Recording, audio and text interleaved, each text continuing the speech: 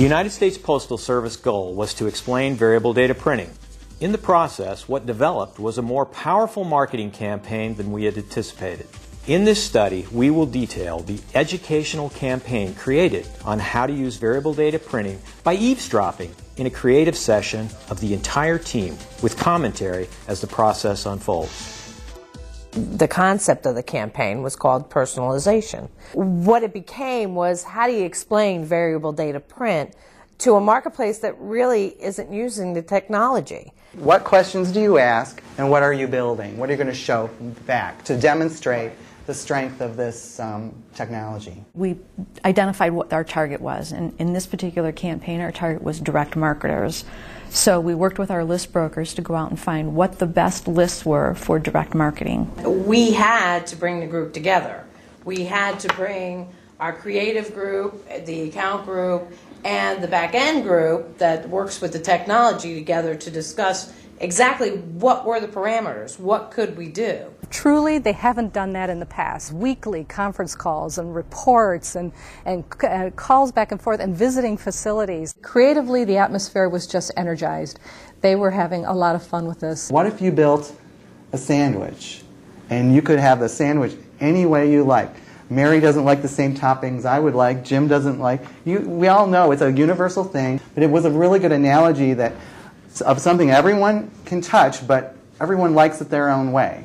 Deli was the big concept, you know, because everyone's very particular about their sandwich. We wanted to really get people to open up our envelope. So our envelope looked like a lunch bag. And as you open it up, here was a gentleman standing there at a deli counter, okay, Mr. Businessman, Mr. Direct Marketer, and of course, all the profiles you can get on your customers and your audience. So now, when you go in a deli, you know how they let you grab your little number there? We gave them their number one because they are number one with us. We turn it over, and you know how the waitress comes to your table or somebody's writing it down for you? They have those little green receipts where they take down the order. Well, that's what we created our BRM to look like. So with building this sandwich, they had the menu, they were able to select exactly what they wanted on their sandwich. We truly integrated it, and we put it online because everybody goes in different places at different times. Yeah, we made the registration page look like the diner table, the way the diner would, with the receipt on it. We had a much lower abandon rate. You know, when people went to this page,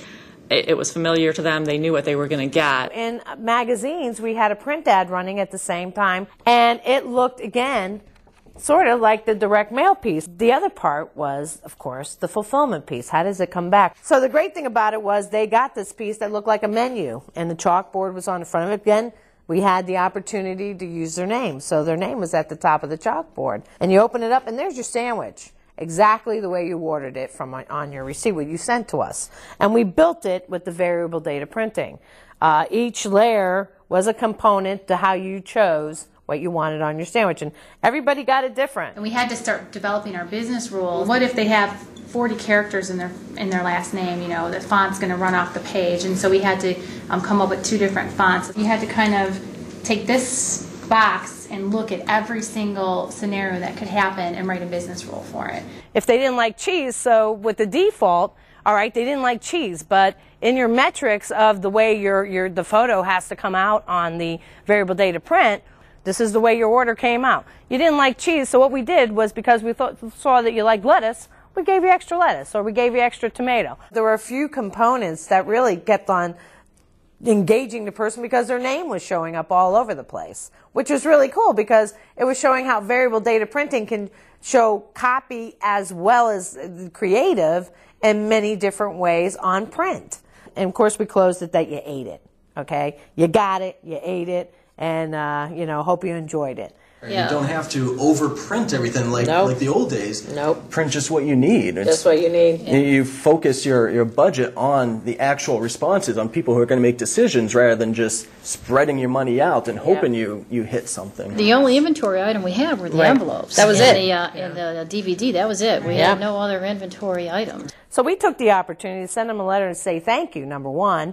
And number two, hey, you know, provide us with some feedbacks if you can take a moment. To actually get the responses from the customers who are receiving this, I think by adding the questions to the fulfillment letter, how did we do? actually getting feedback from the customers. I think that's really the validation that, all right, that really was a successful campaign, and from there you can gain more insight into the customers. We get a 25% to 40% response rate on these fulfillment piece business reply cards. We understood from people that they truly did understand what variable data printing could do for them and what the database management and analytics can provide for their company, and make effective direct mail choices onto the way they get it out to their customers and advertising to them. We have a meeting at the end of our campaigns, kind of a post-analysis. How did the campaign do? What could we do better? What were our learnings? Within the Postal Service, their campaigns, their response rates on campaigns, typical to any kind of direct mail, runs anywhere from probably 0.69 to maybe, I think the highest we saw was about 3%. This particular campaign, we were amazed by the response. It was very close to 5%. So that was the highest response we had across any campaign to date. In the long run, when you look at it, if it's engaging, it works. If it's relevant, it works. You're sending them relevant messages, they're going to start to trust you. And they might be more willing to respond to the next message that you put out there. I just don't see how you can get around it anymore. You need to be responsible to your audience, and you need to be responsible to the rest of the world to make sure that whatever you create, it's going to the people that are interested. It was a challenge, but it was fun. It's about being socially responsible. It's about being an effective marketer. And it's about getting customers what they really truly need in their hands.